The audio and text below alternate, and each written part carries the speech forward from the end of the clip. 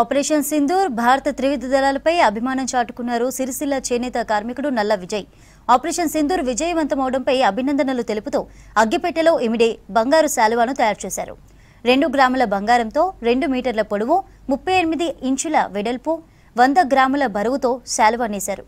August 7న చేనేత దినోత్సవాన్ని పురస్కరించుకొని ప్రధాని మోదీకి ఆ శాలువా పంపించనున్నట్లు తెలిపారు విజయ్.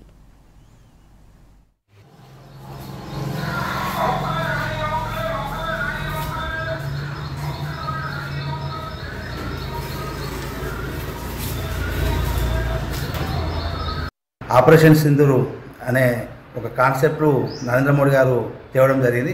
దాన్ని నేను ఆపరేషన్ సింధూర్ను ఒక షాలోగా తయారు చేసి ఆయనకు ఒక బహుమతిగా ఇవ్వాలనే కోరికతో దాదాపు ఒక 45 రోజులు కష్టపడి ఈ షాలోను తయారు చేయడం జరిగింది.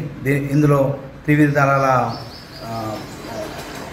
లోగోస్తో పాటు మరియు మన ఆర్మీ జవాన్ల ఫొటోస్ మరియు దానికి సంబంధించిన దానికి సంబంధించిన ముఖ చిత్రాలను ఈ షాలోలో రూపొందించడం జరిగింది.